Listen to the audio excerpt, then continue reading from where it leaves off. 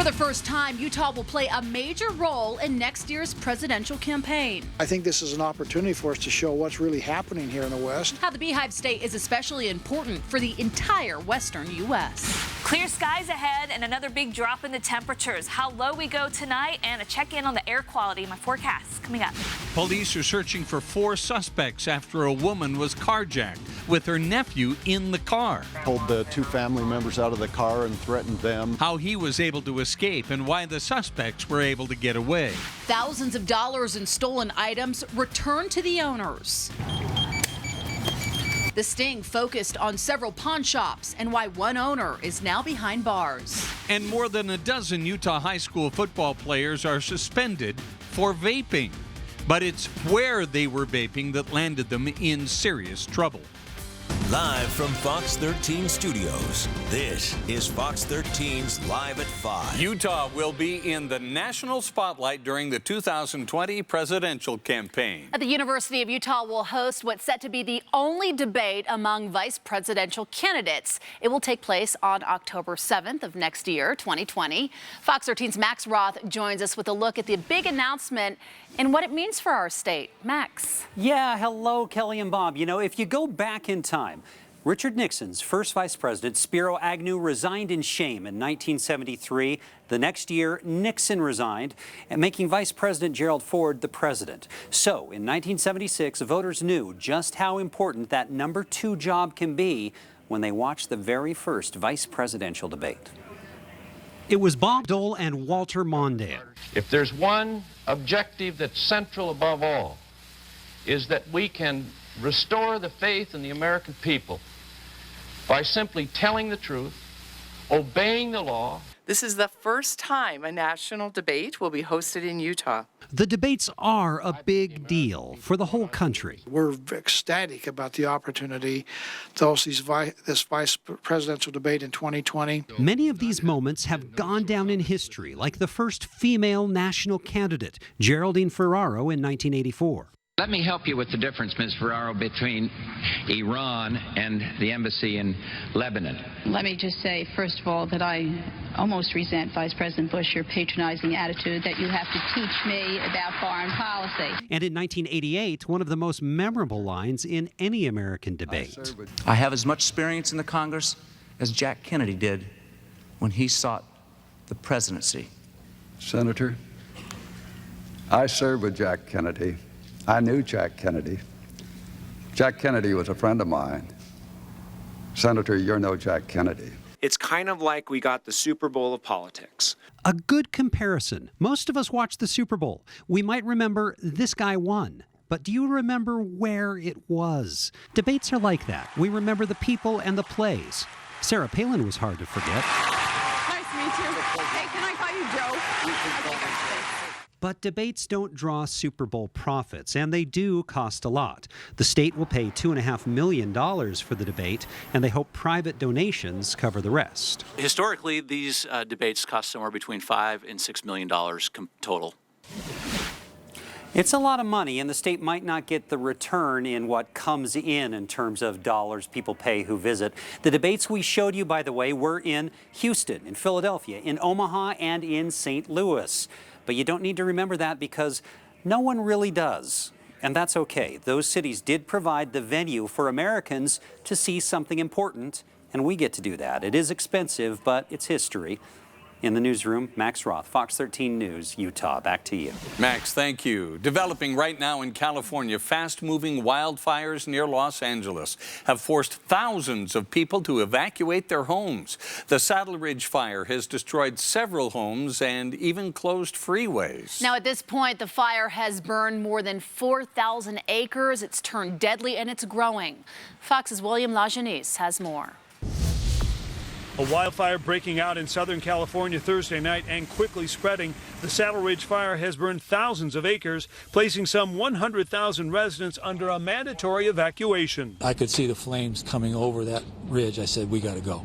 Close to 1,000 firefighters working to put this fire out, which proved fatal to one man in his late 50s and caused significant damage. In terms of property damage, it's a rough estimate right now, but we're looking at a number of at least 25 homes have been damaged. Fire officials believe it will take days to put out the flames, which are burning near 2 major freeways. High winds and low humidity are fueling the blaze. It's been a battle, and unfortunately, it's too familiar. Your firefighters have been working tirelessly through the night to make a difference, protecting life and property. Voluntary power outages did take place in parts of Southern California, and those could continue today in order to prevent the fire from spreading if trees or power lines are knocked over.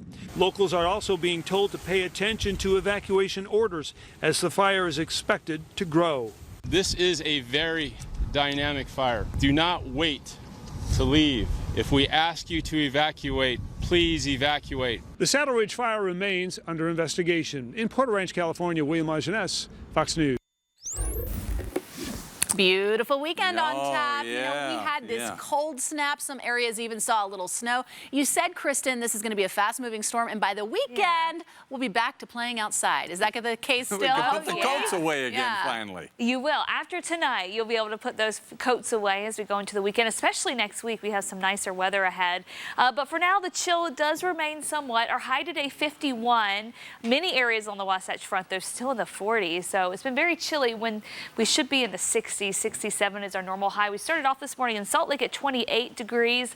We were just 1 degree shy of our record of 27 set back in 1946. But we did see many areas across the state setting new records, and some of them smashing records with how low the temperatures dropped this morning. So it's been very chilly. Overnight tonight, I do think we're going to see widespread temperatures down to the freezing mark and below again. Our normal low should be around 43 degrees, which is about what we hit for highs yesterday afternoon. Temperatures right now in the 40s for most of the Wasatch Front. Same thing for the Wasatch Back in southwest Wyoming. 50s in Green River and Moab. Down in St. George are at 67 degrees. Of course, it's a big football night tonight. Bundle up, get the hot cocoa, grab the blankets, all of that stuff. Temperatures in the low 40s at 7 p.m. kickoff, and then the rest of the night is going to be spent in the 30s. No, not a lot of wind, but it is going to be quite chilly out there. Your weather headlines: jacket weather tonight, and probably the heavier jacket, especially if you're going to be sitting outside for a while. And we have more sub-freezing temperatures overnight tonight, but we are looking forward to this warm and sunny weekend. And then we have a bigger warm-up moving in next week before another storm system moves in. I'll have much more on that and your 7-day coming up in a few minutes. Kristen, thanks. Just into the Fox 13 newsroom, we have learned from authorities in just the last 20 minutes that a Utah woman who reportedly vanished in California is voluntarily missing. Aaron Valenti is the CEO of tech startup Tinker. Valenti's husband posted on Facebook that his wife was driving from Palo Alto to San Jose on Monday night. He says Valenti never returned her rental car or made her flight back home to Utah. Now we've learned that police in San Jose, California, are treating this woman's case as a voluntarily missing persons case. West Valley City Police are searching for 4 armed suspects involved in a carjacking, kidnapping, police chase, and car crash. It started at about 11 last night when detectives say the 17-year-old victim was in a car with 2 other people, including his aunt.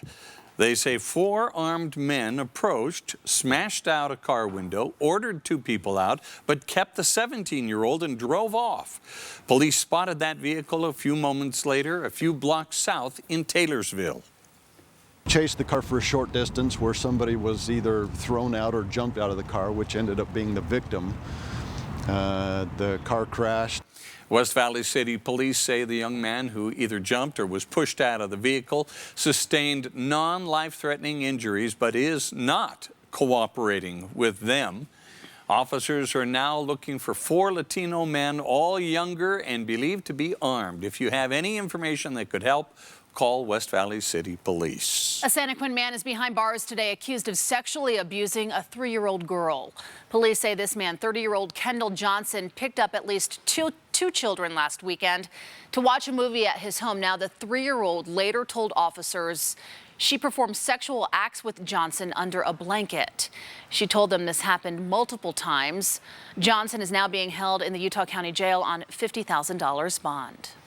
Unified Police say the rash of mail thefts in Taylorsville and surrounding areas is a lot larger than originally thought. Initially, police had 18 confirmed mail theft cases. Now they have more than 100. Investigators say the suspects, Brittany Hernandez and Jose Luis Castillo, were seen on home security video walking up and down a street Wednesday morning. When police caught up with Castillo, they say he was carrying a bag full of mail. Police also recovered government-issued ID cards, financial cards, and Social Security cards.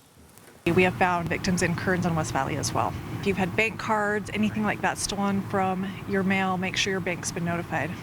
If you think your mail has been stolen, call Unified Police. They are going through piles of stolen mail, so it could take weeks before it's returned. Still to come, one of the most familiar faces on Fox Network News make a shocking announcement. We'll see what Shepard Smith had to say today. Plus, do you know where your hard-earned money is really going when you donate to causes dedicated to eliminating breast cancer? We're going to show you how you can find out. We're back in 60 seconds. A new video is making the rounds of President Trump's lawyer, Rudy Giuliani, and two of the men involved in the Ukraine investigation. Giuliani is heard saying he can't wait to go back to Ukraine. Lev Parnas and Igor Fruman are by his side. They're facing charges of campaign finance violations. They're suspected of making donations to various state and federal campaigns while working with Giuliani to get the U.S. ambassador to Ukraine removed. President Trump has said he doesn't know the two men, although he has posed for pictures with them in the past. Actress and activist Jane Fonda left the U.S. Capitol in handcuffs today. She was arrested during a climate protest put on by Oil Change International. The Hollywood Reporter says Fonda was arrested with 15 others and charged with crowding, obstructing, or inconveniencing. After more than 20 years, Fox News anchor Shepard Smith is leaving the network. Executives say Smith made the decision to leave. He has been with Fox News since the network began in 1996. They say rotating anchors will take Smith's place until a new program takes that old time slot. This month, companies have been selling plenty of pink products that are in support of breast cancer awareness. But how do you know whether your purchase benefits an actual breast cancer organization? It's a good question. Mallory Safase from our sister station WMAR in Baltimore, Maryland, shows us how you can find out. Companies know people want to give, and this month especially, they try to make it easy for you. Just look for things that are pink. But before heading to the checkout line, take a second. Think with your head, not with your heart. If you see a product that you really like, ask yourself, do you need it? Is it something you want? Because I would say, if not, I would go directly to the charity and make that $25 contribution straight to the charity. If it's something you need, investigate further. A good, legitimate company will actually post on their website that they're raising money for this cause, how much, the time limit, if there's a cap, any of the details you need to know that might persuade you. Susan G. Komen is partnering with companies that share all of that information. LivePink.org showcases products with the disclaimers. For example, 75 cents of your $20 pillow purchase goes to Susan G. Komen, but they're also getting a $50,000 minimum donation from the company. $10 of this $150 beach cruiser will go to the nonprofit, and so will $200,000 regardless of sales. Susan G. Komen really made an effort and is making a concerted effort to inform, everyone that it's not about awareness. It is about impact. So you need to know what organization your pink products are supporting and how they're supporting that mission for full transparency. And your research shouldn't stop there. It's important to know how that nonprofit is utilizing your donation. if you're giving to a nonprofit, what percentage of the money that you give goes immediately to the program? Charity Navigator makes that easy to find out. For example, 77.5% of Susan G. Komen's expenses are for programs, 9% for administrative, and 13.5% for fundraising. The BBB Wise Giving Alliance recommends at least 65% of a nonprofit's total expenses go to programs. And you can further your donation by giving directly to the nonprofit instead of a solicitor. If I'm going to give $25 or $100 or $5, I want to make sure it goes straight to, avoid the middleman, it goes straight to that nonprofit. That was Mallory Safaste reporting. Now, there are more than 1,000 charitable organizations that include the words breast cancer in their names. So if you're looking at a smaller charity because they donate more money to various programs, you may be on the right track. That's a good idea. Also, keep in mind those larger organizations do have more overhead costs because they are larger and they help spread the message on a national level. Still ahead, what do teens have to say about parents and their use of social media? What a new study reveals. Well, the cold settled in around here, so will it linger for the weekend? Temperatures are trying to rebound, but I'm tracking another sub-freezing night. How low the numbers drop in my forecast next. Live from Fox 13 Studios, this is Fox 13's Live at 5. If you have a teenager, you've probably warned them a time or two about what they should and should not post on social media. Turns out they actually may have the same advice for you, Mom and Dad. 42% of teens in a recent study say they have a problem with what their parents post about them. And 1 in 10 say it's a big problem. There is even a term for it. It's called sharenting. Experts actually tend to agree with the teens here. They want to remind parents that some things they may see as funny can actually hurt your child's self-esteem. Criticizing them in public as well as online can have long-lasting effects. A simple switch is adding up to some big savings on electric bills. The Wall Street Journal reports electricity usage in America started to fall during the 2008 recession. Now, while that's not unusual, it is surprising that it has kept falling, even as the economy has gotten better. They say that the decline is due to more people using LED light bulbs. The Wall Street Journal reports the average household is using 10% less energy than in the year 2010. Well, if you were hoping to get one of those fast-selling Jesus shoes, as they're called, you might still have a chance. We first showed you these shoes last night at 9. Here they are again. And this unique shoe, it sold out in just minutes this week. And they were expensive. Customers paid about $1,400 a pair.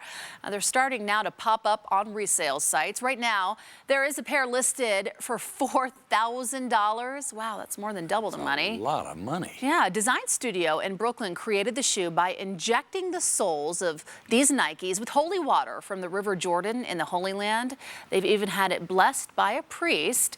The shoes have a red lining to symbolize the shoes that the Pope wears. They also come with a detachable crucifix. Well, the car temperature gauge this morning when I took the kids to school, 19 degrees. Ooh, down in the teens. Down in 19 degrees. Oh, it was cold. That's why you gave them a ride, huh? It's too cold to walk. Kelly, did you have the heat on? Too far to walk, too. Oh, blasting. Yeah, we did too. We turned that heat down last night, turned it on, had it cranking, and yeah, we needed it. Temperatures really dropped and bottomed out all across Utah. Even down in St. George, temperatures fell into the mid-30s, so almost to the freezing mark there. We did have some record lows. We were just shy in Salt Lake at 28. We just had to beat 27 there. 17 in Logan, 23 in Ogden, 20 in Provo.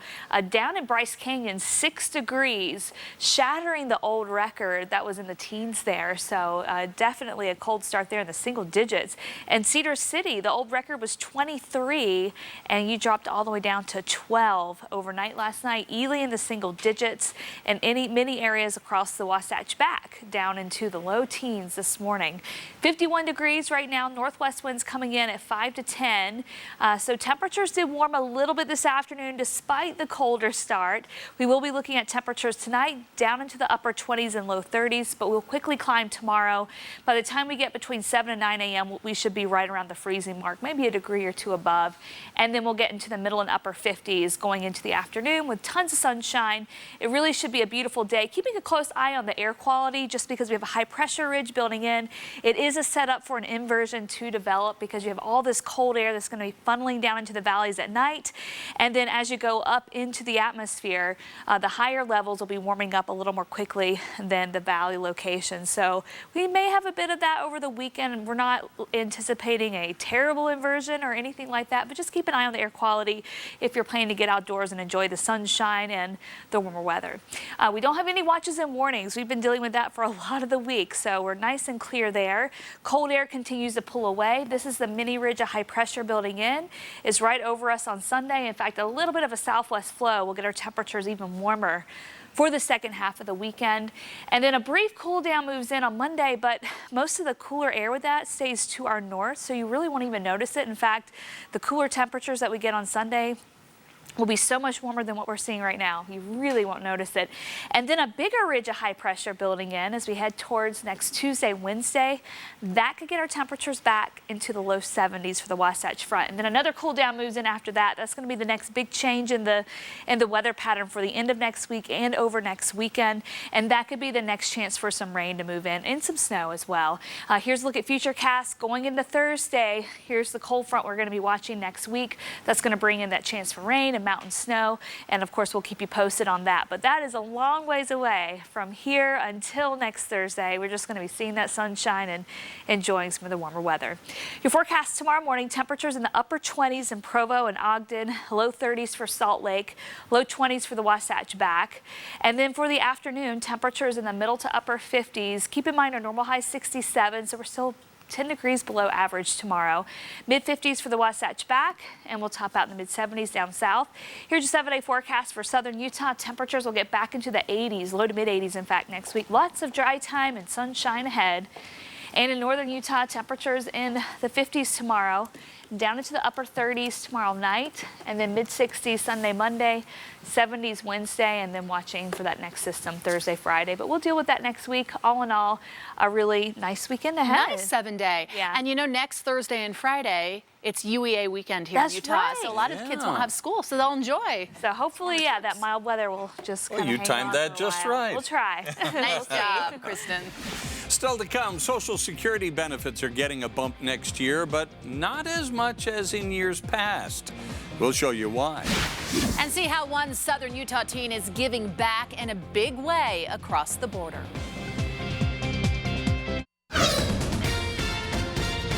In today's Money Watch, General Motors is calling on its workers to end their strike. The walkout started on September 16th, putting a stop to GM's vehicle production. Anderson Economic Group estimates the strike has cost GM more than $1 billion so far. Today, GM management told the UAW it's time to reach a deal. Negotiations stalled last weekend when the UAW's latest contract proposal was rejected by GM. Cost of living increases will be passed on to Social Security recipients next year. The Social Security Administration says nearly 69 million Americans will get an extra 1.6% in their monthly benefits. That's about half of the increase given in 2019 this year. The raise is given to help offset inflation.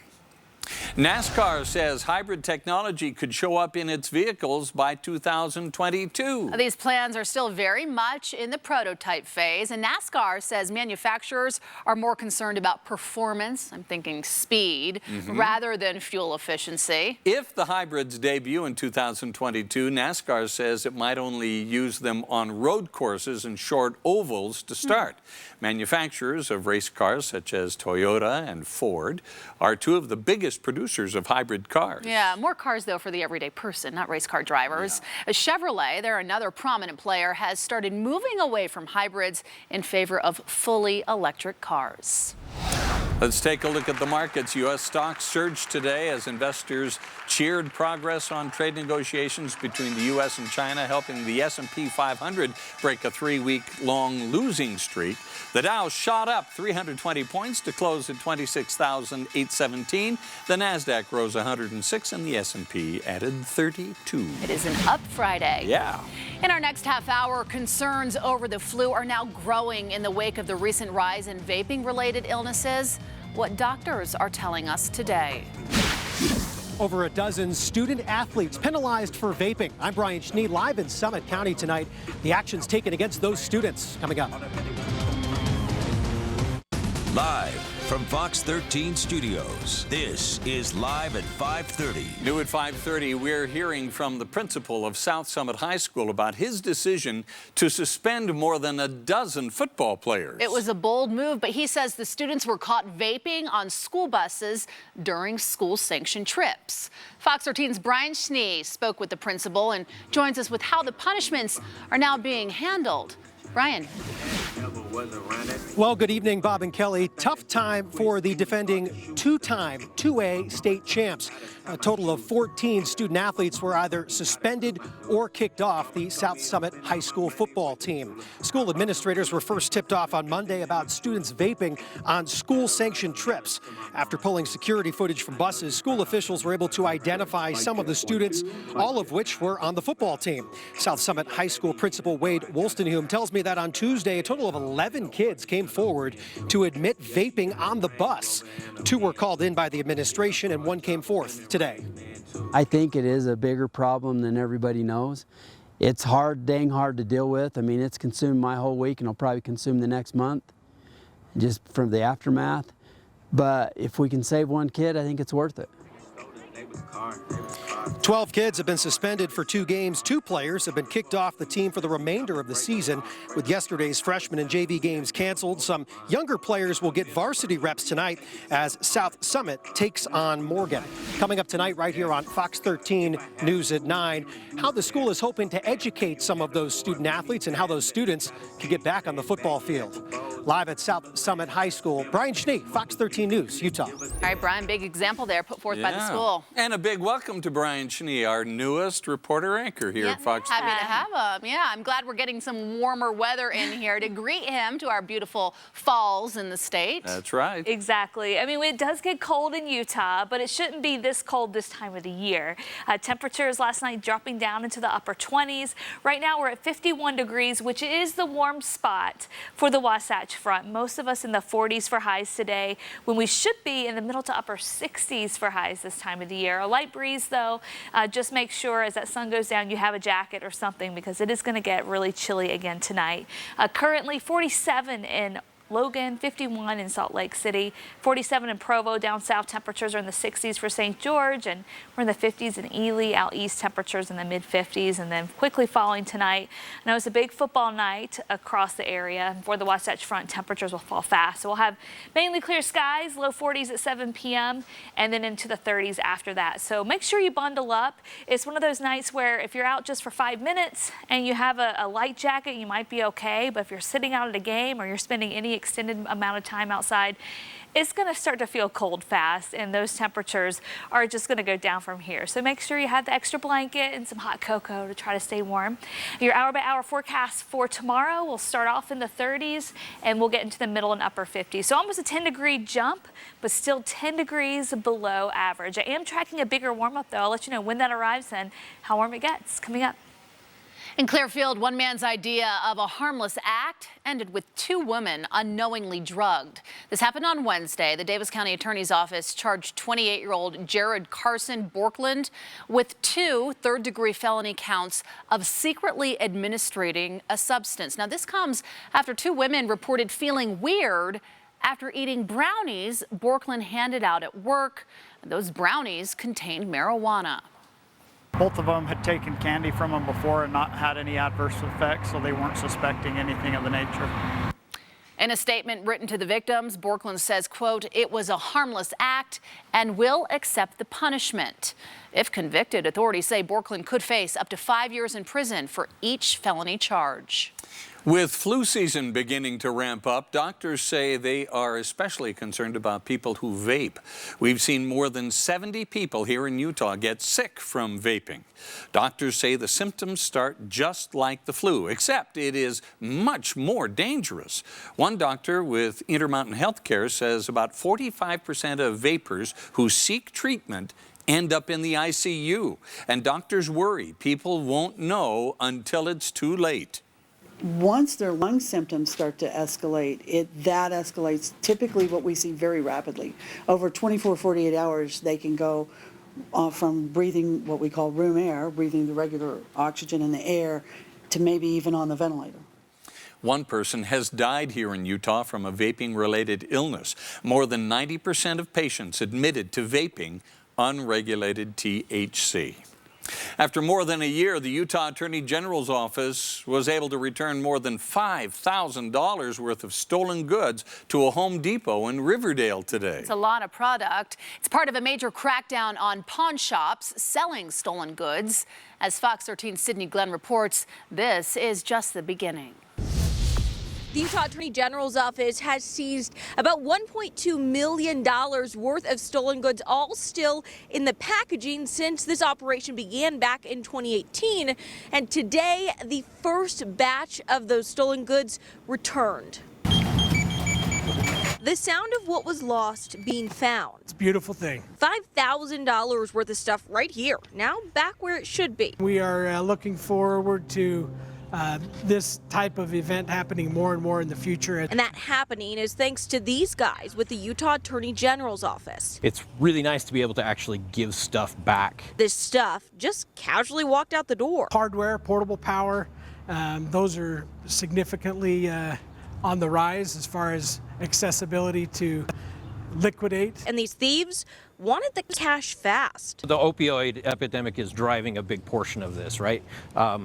Why else would someone sell brand new in the box stuff for 30%, 20% of the value of it? Another big question, why were these pawn shop owners taking it?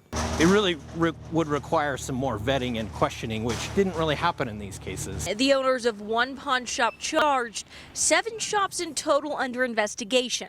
More than a dozen boosters or thieves charged as well. I think it's all has to do with greed. Home Depots in the state of Utah lose close to $15 million each year because of shoplifters. This store is stolen from just about every day. More frequent than I would like. Today is a good day, and some stuff now back on the shelves. But this fight isn't over yet.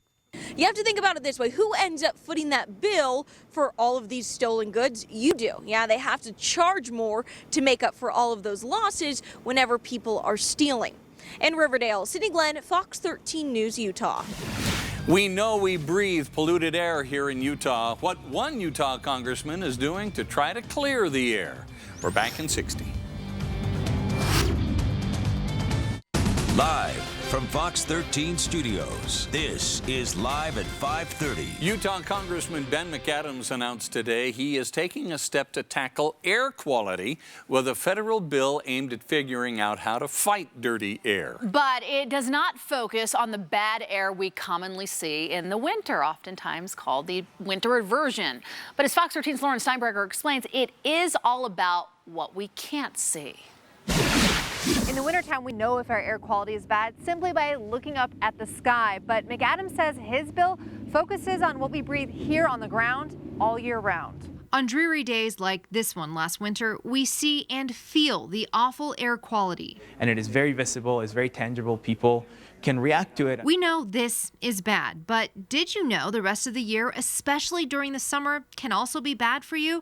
That's because of ground level ozone, and U of U health experts say it's getting worse. If you're hiking or if you're biking or doing some sort of exercise outside, you're actually breathing in deeper, you're breathing more oxygen, more air, and that means that you're actually breathing more ozone, which is causing some negative health outcomes. They know it's not good for your health, but there's a lot experts don't know about ozone. The issue is that it's difficult to quantify at a granular enough resolution to really see how is it affecting potentially different neighborhoods, how is it affecting different areas. Representative Ben McAdams wants scientists to study it on the national level. You're seeing rises in ozone across the entire country. His new federal bill calls for figuring out exactly where ozone pollution is coming from, why it's on the rise, and making recommendations on how to address it. So understanding exactly what the contributions to our local area ground level ozone pollution is will help us to develop an action plan to tackle that. A quantitative and comprehensive look at a problem that's practically invisible, but just as serious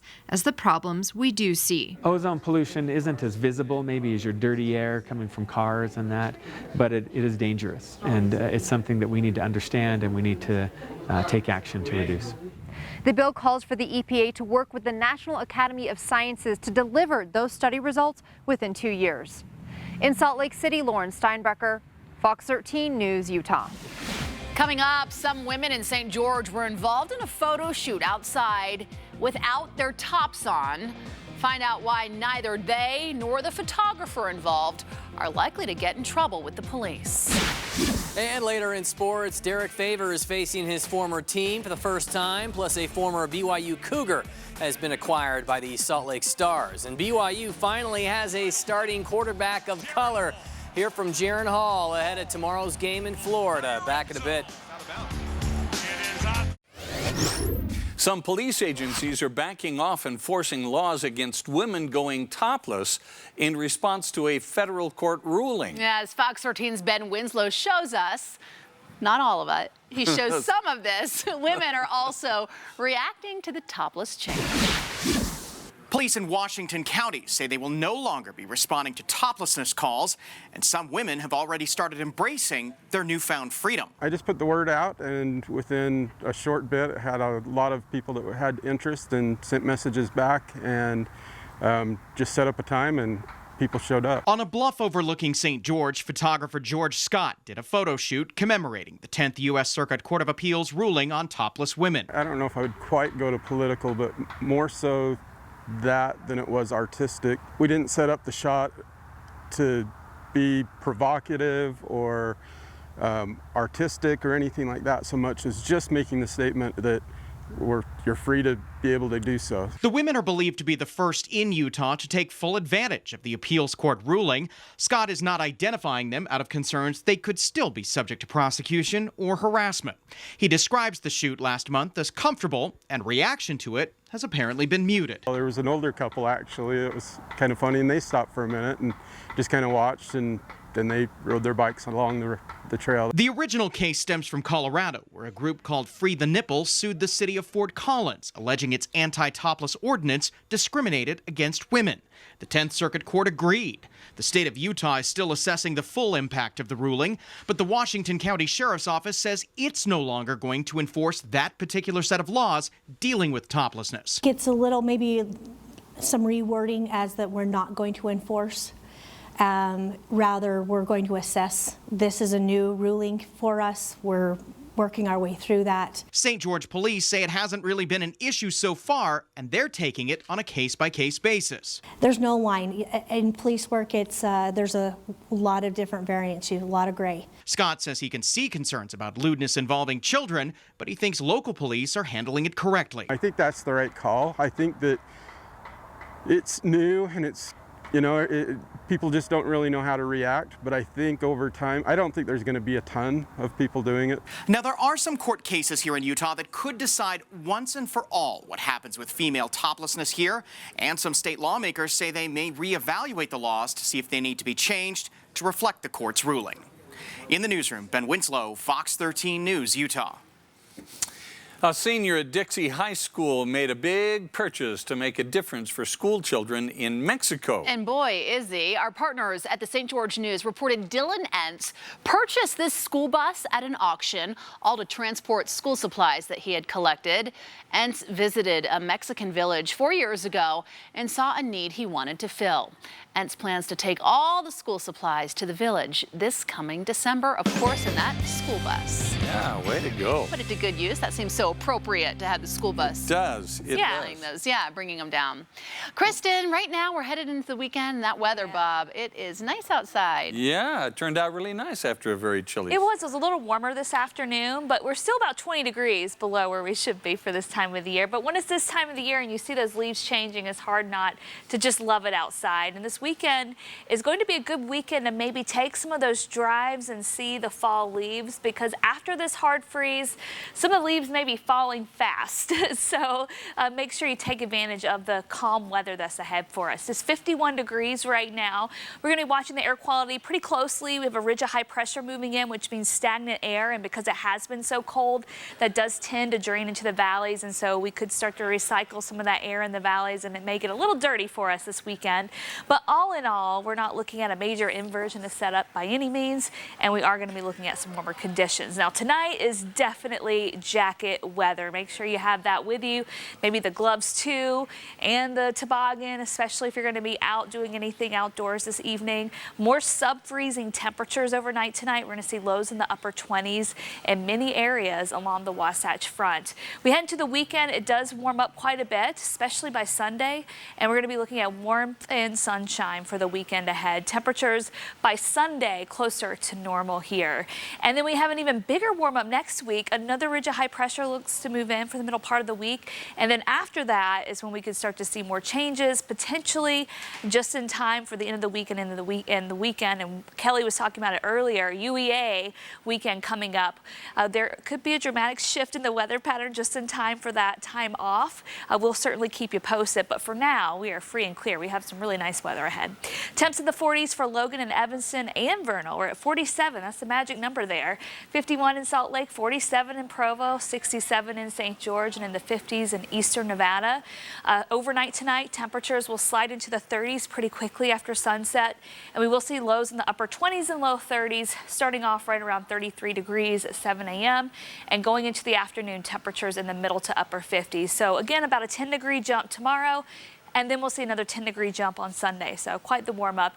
And you can see there are no storm systems in sight, so we are looking good with the calm weather ahead for the weekend. Ridge of high pressure right over us on Sunday, and then we go into Tuesday, Wednesday, a bigger ridge of high pressure builds in, bringing those temperatures up to the 70s.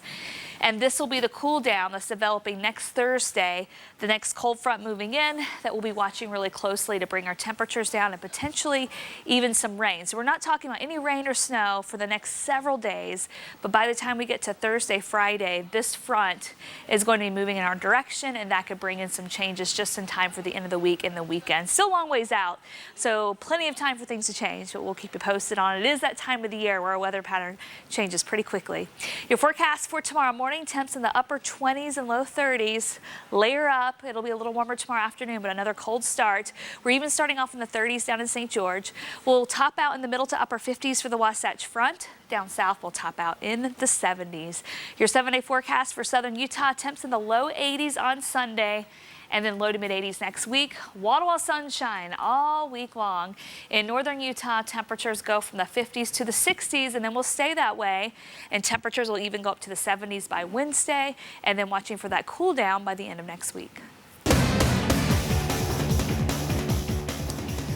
Former Provo High and BYU guard Kyle Collinsworth could be coming home. Collinsworth, known for setting the NCAA's career triple-doubles record, played sparingly for the Dallas Mavericks before bouncing around the G League a bit. He was most recently with the Raptors G League squad, but this morning his rights were dealt to the Salt Lake Stars. The Jazz affiliate season begins on November 10th. Speaking of the Jazz, they're back in the land of their roots for a preseason game tonight in the Big Easy. Utah has a lot to prove. After getting whipped up on Wednesday in Milwaukee, the most anticipated player to enter the NBA in some time, Zion Williamson, plays for the Pelicans as does former Lone Peak guard Frank Jackson. And then there's former Jazz guard Derek Favors, whom after 9 seasons here in Utah, signed with New Orleans over the summer.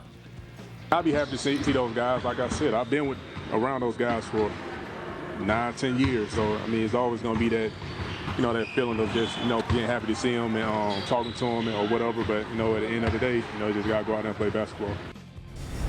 BYU football will make some history over the weekend. They already have a non-white head coach, and now you can add an African-American starting quarterback to the equation. A first for the school when Jaron Hall begins the game under center tomorrow at South Florida. Hall's African-American father once played back for the Cougars, and his Caucasian mother was a gymnast at BYU.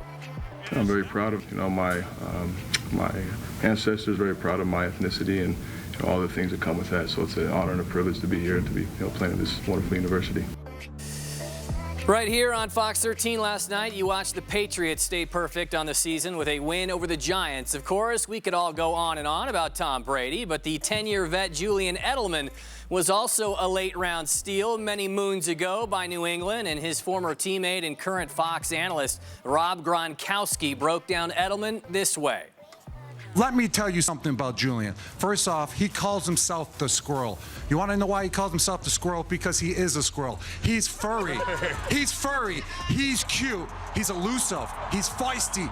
And most importantly, whenever he gets a chance, he gets that nut. Just like he gets a first down. Just like he gets the touchdown. Just like he'll give you a catch when you need it. What? WWF. I'm ready to play. Put us in, coach.